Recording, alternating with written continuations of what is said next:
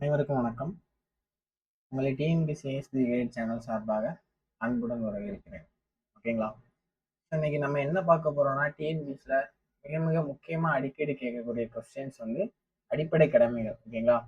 Article 51 ஏல இருந்து கேட்கறத நம்ம இன்னைக்கு பார்க்க போறோம். ஓகேங்களா? ஸோ இதில் அடிக்கடி ப்ரீவியஸ் இயரில் கொஸ்டின் கேட்டிருக்கிறாங்க. அடிப்படை கடமைகள் என்னென்ன இந்தியாவில் கொடுத்தாங்க, ஃபர்ஸ்ட் அரசியலமைப்பு உருவாக்கும் போது அடிப்படை கடமைகள் சேர்த்து உருவாக்குனாங்களா இல்லையா அப்படிங்கிறத நம்ம ஒவ்வொன்றா தெளிவாக பார்த்துடலாம். ஓகேங்களா? ஓகே, வாங்க இன்னைக்கு நம்ம வீடியோக்குள்ள போகலாம். ஃபர்ஸ்ட் இந்திய அரசியலமைப்பு சட்டத்தின் பகுதி ஓகேங்களா, பகுதி 4A-வில் ஓகேங்களா, பகுதி 4A-ல் இந்திய குடிமக்கள் செய்ய வேண்டிய பல்வேறு அடிப்படை கடமைகள் கொடுக்கப்பட்டுள்ளன. ஓகேங்களா, பகுதி 4A-ல பல்வேறு அடிப்படை கடமைகள் கொடுக்கப்பட்டுள்ளன.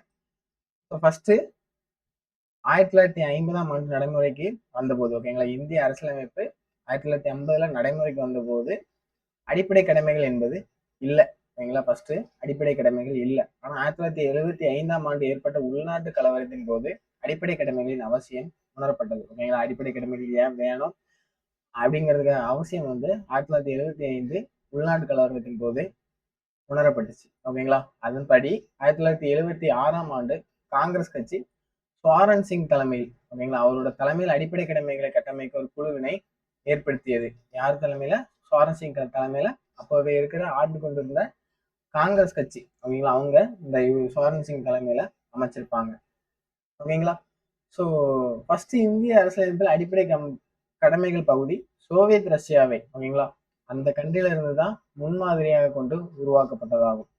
ஸோ அந்த கண்ட்ரியில இருந்து தான் நம்ம அடிப்படை கடமைகளை எடுத்திருப்போம். ஸோ ஃபண்டமெண்டல் ரைட்ஸ் எப்படி அமெரிக்கா கிட்ட இருந்து எடுத்தோமோ அதே மாதிரி அடிப்படை கடமைகளை ரஷ்யா கிட்ட இருந்து நம்ம எடுத்திருப்போம். ஓகேங்களா, ஸோ ஃபர்ஸ்ட் இந்த சுவாரன் சிங் குழு 11 அடிப்படை கடமைகளை பரிந்துரைச்சிருக்கும். ஓகேங்களா, ஃபர்ஸ்ட் எத்தனை அடிப்படை கடமைகள் இந்த சுவாரன் சிங் பரிந்துரைக்குன்னா 11 அடிப்படை கடமைகளை பரிந்துரைத்திருக்கும். அதில் 8 மட்டுமே அடிப்படை கடமைகளாக ஏற்றுக்கொண்டிருப்பாங்க.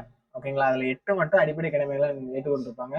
மிச்சம் 3 நீக்கப்பட்டது எதெல்லாம் பாத்தீங்கன்னா, பாராளுமன்ற கடமையை செய்ய தவறும் நபர்களுக்கு அபராதமோ அல்லது தண்டனையோ வழங்கலாம். ஓகேங்களா, இப்படி ஃபர்ஸ்ட் கொடுத்துருந்தாங்க, இதை நீக்கியிருப்பாங்க. நெக்ஸ்ட் அதே மாதிரி வரி செலுத்துவது குடிமக்களின் அடிப்படை கடமை. ஓகேங்களா, இதுவும் நீக்கியிருப்பாங்க. நெக்ஸ்ட் அடிப்படை உரிமையை மீறும் எந்த ஒரு செயலும் எதிர்த்து நீதிமன்றத்தில் வழக்கு தொடர எந்த சட்டமும் அரசியலமைப்பில் இடமில்லை. ஓகேங்களா, அப்படிங்கிறதையும் இதையும் நீக்கியிருப்பாங்க. ஓகேங்களா, நெக்ஸ்ட் சுவாரன் சிங் குழுவின் 8 அடிப்படை கடமைகள் மற்றும் 42வது சட்டத்தின்படி 2 அடிப்படை கடமைகள் என மொத்தம் 10 அடிப்படை கடமைகள் உருவாக்குனாங்க. அது போக 1976ஆம் ஆண்டு 42வது சட்டத்தின்படி இந்த 51A-ல இந்த 10 அடிப்படை கடமைகளையும் சேர்த்திருப்பாங்க. அதுக்கப்புறம் 2002 86வது அமெண்ட்மெண்ட் படி, ஓகேங்களா, 86வது அமெண்ட்மெண்ட் படி 11வது அடிப்படை கடமையை சேர்த்திருப்பாங்க. ஓகேவா, 11வது அடிப்படை கடமைகளை சேர்த்திருப்பாங்க. அது என்னன்னு சொல்லிட்டு நம்ம லாஸ்ட்ல பார்க்கலாம். ஓகேங்களா, ஸோ வாங்க அதில் கொடுத்துருக்காங்க பாருங்க. 11வது அடிப்படை கடமையாக 51AK, ஓகேங்களா, சேர்க்கப்பட்டிருக்கும் 2002 86வது சட்டத்தின்படி. தற்போதுள்ள அடிப்படை கடமைகள் எண்ணிக்கை எவ்வளவுன்னு கேட்டீங்கன்னா 11. ஓகேங்களா, தற்போதுள்ள அடிப்படை கடமைகள் எண்ணிக்கை எத்தனை கேட்டீங்கன்னா 11. இதுல நம்ம ரொம்ப முக்கியமா பார்க்க வேண்டியது என்னன்னா 42வது சட்டத்திருத்தம் 76ஆம் ஆண்டு. ஓகேங்களா, அதே மாதிரி 2002ஆம் ஆண்டு 86வது சட்டத்திருத்தம். இது எல்லாமே ரொம்ப முக்கியம், நல்லா பார்த்து வச்சுக்கோங்க. நெக்ஸ்ட் என்ன பார்க்க போறோம்னா, அடிப்படை கடமையில் ஒரு குடிமகன் நிறைவேற்றாத போது அவரின் மீது வழக்கு தொடர இயலாது. எனவே இப்பகுதி நீதிமன்ற விசாரணைக்கு அப்பாற்பட்டதாகும். ஓகேங்களா, ரொம்ப முக்கியம், நல்லா பார்த்துக்கோங்க. இவைகள் தனிப்பட்ட குடிமைகளின் கடமையாகும். எனவே இதனை செயல்படுத்தும் நீதி பேராணைகள் மூலம் செயல்படுத்த முடியாது. ஓகேங்களா, எந்த ஒரு நீதி பேராணை மூலமும் அடிப்படை கடமைகளை செயல்படுத்த முடியாது அப்படின்னு சொல்லிட்டு சொல்றாங்க. ஓகேங்களா, ஸோ நம்ம இது வரைக்கும் அடிப்படை கடமைகள் எங்கிருந்து எடுத்தாங்க, யாரோட தலைமையில அமைச்சிருந்தாங்க, யாரோட குழுவின் பரிந்துரை பேர்ல உருவாக்குறாங்க அப்படின்னு சொல்லிட்டு பார்த்துட்டோம். இப்ப அந்த 11 அடிப்படை கடமைகள் என்ன அப்படின்னு சொல்லிட்டு நம்ம ஒவ்வொன்றா பார்த்துடலாம். ஓகேங்களா, ஃபர்ஸ்ட் அடிப்படை கடமைகள் 51A-ல என்ன சொல்லியிருக்காங்கன்னா, இந்திய அரசியல் சட்டத்தின்படி நடத்தல் மற்றும் தேசிய கொடி தேசிய கீதத்தை மதித்து நடக்க வேண்டும். ஓகேங்களா, எந்த ஒரு இந்திய நாட்டினுடையும் அவமதிக்க கூடாது அப்படின்னு சொல்லிட்டு சொல்லியிருப்பாங்க. ரெண்டாவது, நம் நாட்டின் சுதந்திரத்துக்காக போராட்டத்திற்கு ஊக்கம் அளித்த உயர்ந்த எண்ணங்கள் லட்சியங்களை போற்றி பாதுகாக்க வேண்டும். ஓகேங்களா, அவங்கள உயர்ந்த எண்ணங்கள் மற்றும் லட்சியங்களை வந்து மதிச்சு நடக்கணும். ஓகேங்களா, அவங்க இழிவுபடுத்துற மாதிரி எந்த ஒரு செயலையும் செய்யக்கூடாது அப்படின்னு சொல்லிட்டு சொல்லியிருக்கிறாங்க. நெக்ஸ்ட் 51A சி வந்து என்னன்னு பாத்தீங்கன்னா, மூன்றாவது அடிப்படை கடமைகள் என்னன்னு பாத்தீங்கன்னா, இந்திய இறையாண்மை, ஒற்றுமை, ஒருமைப்பாட்டை நிலைநிறுத்த பாதுகாக்க வேண்டும். ஓகேங்களா, இறையாண்மை, ஒற்றுமை மற்றும் ஒருமைப்பாட்டை நிலைநிறுத்தி பாதுகாக்க வேண்டும் அப்படின்னு சொல்லிட்டு சொல்லியிருக்கிறாங்க. நெக்ஸ்ட் 4வது அடிப்படை கடமைகள் என்னன்னு பாத்தீங்கன்னா, தேவைப்படும் போதெல்லாம் நாட்டை பாதுகாக்க தேசிய சேவை செய்யவும் வேண்டும். ஓகேங்களா, நாட்டை பாதுகாக்க ஆர்மிக்கும் செல்ல வேண்டும் அப்படின்னு சொல்லுவாங்க. ஸோ டிஃபென்ஸ், ஓகேங்களா, பாதுகாக்கிறதுக்காக. ஸோ 51D 4வது அடிப்படை கடமைகள். நெக்ஸ்ட் 5வது அடிப்படை கடமை என்னன்னு பாத்தீங்கன்னா, சமய, மொழி, வட்டார பிரிவினை வேறுபாடுகள் எல்லாம் கடந்து இந்திய மக்கள் அனைவரிடமும் சகோதர உணர்வையும் நல்லிணக்கத்தையும் வளர்த்தல் வேண்டும். பெண்களின் கண்ணியத்தை குறைக்கின்ற செயலை விட்டொழித்தல் வேண்டும் அப்படின்னு சொல்லிட்டு சொல்றாங்க. ஓகேங்களா, இது எதுவுமே இருக்கக்கூடாது அப்படின்னு சொல்லிட்டு சொல்றாங்க. நெக்ஸ்ட் 6வது பாத்தீங்கன்னா, நாட்டின் கலப்பு கலாச்சாரத்தை, ஓகேங்களா, கலாச்சாரத்தையும் வளமான பாரம்பரியத்தையும் பாதுகாத்து மதித்தல் வேண்டும் அப்படின்னு சொல்லிட்டு சொல்றாங்க. நாட்டின் கலப்பு கலாச்சாரத்தையும் வளமான பாரம்பரியத்தையும் பாதுகாக்க வேண்டும் அப்படின்னு சொல்லிட்டு சொல்றாங்க. நெக்ஸ்ட் 51A பாத்தீங்கன்னா, காடுகள், ஏரிகள், ஆறுகள், வனவிலங்கு மற்றும் உயிரினங்கள் வாழ தகுந்த சுற்றுச்சூழலை ஏற்படுத்திடவும் பாதுகாக்கவும் வேண்டும் அப்படின்னு சொல்லிட்டு சொல்றாங்க. நெக்ஸ்ட் ஹெச் பாருங்க, விஞ்ஞான நோக்கு, மனிதாபிமானம், சீர்திருத்த எண்ணம் போன்றவற்றை உருவாக்கி கொள்ள வேண்டும் அப்படின்னு சொல்லிட்டு சொல்றாங்க.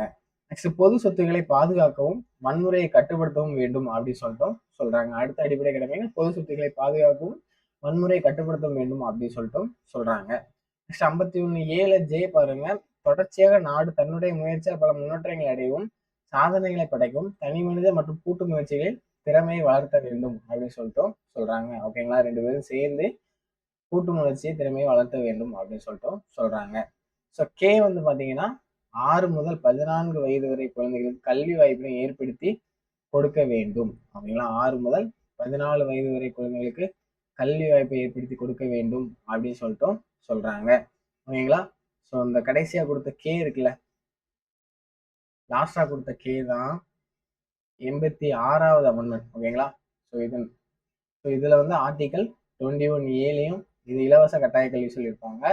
ஸோ இதையும் அதே தான், 6 முதல் 14 வயது வரையில குழந்தைகளுக்கு கல்வி வாய்ப்பினை ஏற்படுத்தி கொடுக்க வேண்டும். ஓகேங்களா, ஸோ 86வது அமெண்ட்மெண்ட். ஓகேங்களா, 86வது அமெண்ட்மெண்ட் 2002ஆம் ஆண்டு. ஸோ அடிக்கடி கேட்குற கொஸ்டின், இந்த பாயிண்ட்டை நல்லா பார்த்து வச்சுக்கோங்க. 51A கே கடைசியா சேர்த்த அடிப்படை கடமைகள் இதுதான். ஓகேங்களா, 6 முதல் 14 வரை குழந்தைகள் கல்வி வாய்ப்பினை ஏற்படுத்தி கொடுக்க வேண்டும். ஸோ ஆர்டிகல் 45 இதை தான் சொல்லியிருக்கோம். ஓகேங்களா, நல்லா பார்த்து வச்சுக்கோங்க. நெக்ஸ்ட் வருமா குழு. ஓகேங்களா, 1999ஆம் ஆண்டு வருமா குழு அமைச்சிருப்பாங்க. அடிப்படை கடமைகளை செயல்படுத்த சில சட்ட விதிகள் இருப்பதை உறுதிப்படுத்த வருமா குழு அமைக்கப்பட்டது. ஓகேங்களா, ஸோ இந்த ஃபண்டமெண்டல் டியூட்டிஸ் எல்லாமே செயல்படுத்துறதுக்கான ஒரு சில சட்ட விதிகள் இருப்பதை யாருமே சொல்லியிருப்பாங்க. ஏன்னா 1886ஆம் ஆண்டு காடுகள் தரப்பட்டு இருக்கும். ஓகேங்களா, ஸோ காடுகள் தடுப்பு சட்டம், வன பாதுகாப்பு சட்டம், இது எல்லாமே இருக்கும். ஸோ அதே மாதிரி 1860 வந்து இந்திய தண்டனை சட்டம் இருக்கும். ஏற்கனவே இது எல்லாமே பாதுகாக்கிறதுக்காக உள்ள சட்டங்கள். ஸோ அதே தான் இங்கேயும் ரிப்பீட்டா சொல்லியிருப்பாங்க. ஸோ இந்த மாதிரி சட்டங்கள் இருக்கு அப்படின்னு சொல்லிப்பதை உறுதிப்படுத்துறதுக்காக இந்த வருமா குழு அமைச்சிருப்பாங்க. ஸோ அதே மாதிரி இந்த குழுவினால் அடையாளம் காணப்பட்ட சட்டங்கள் வந்து கீழே கொடுத்துருக்காங்க. ஸோ இந்த வருமா குழு ஏற்கனவே இந்த மாதிரி சட்டங்கள்லாம் இருக்கு அப்படின்னு சொல்லிட்டு அடிப்படை கடமைகளுக்கான ஒரு சில சட்டங்கள்லாம் ஏற்கனவே இருக்கு அப்படின்னு சொல்லிட்டு அடையாளம் கண்டு அவங்க சொல்லியிருப்பாங்க. ஸோ அதெல்லாம் என்னென்ன சட்டங்கள்லாம் அப்படின்னு பார்த்தீங்கன்னா, தேசிய மரியாதை சட்டம் 1971.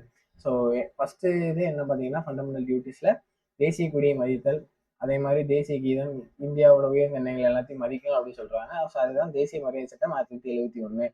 நெக்ஸ்ட் மனித உரிமைகள் பாதுகாப்பு சட்டம் 1955 திருத்தம் செய்யப்பட்டிருக்கலாம். படத்தில் 1955 இருக்கு. ஓகேங்களா, 1955. நெக்ஸ்ட் இந்திய தண்டனை சட்டம் வந்து 1860. ஓகேங்களா, ஸோ 1860. நெக்ஸ்ட் சட்டவிரோத நடவடிக்கைகள் தடுப்பு சட்டம் வந்து 1967. ஓகேங்களா, அதே மாதிரி மக்கள் பிரதிநிதித்துவ சட்டம் 1951. ரொம்ப ரொம்ப முக்கியங்க, மக்கள் பிரதிநிதித்துவ சட்டம் 1951. அதே மாதிரி 1950லயும் ஒரு மக்கள் பிரதிநிதித்துவ சட்டம் இருக்கும், பார்த்துக்கோங்க. நெக்ஸ்ட் வன உயிரிகள் பாதுகாப்பு சட்டம் 1972.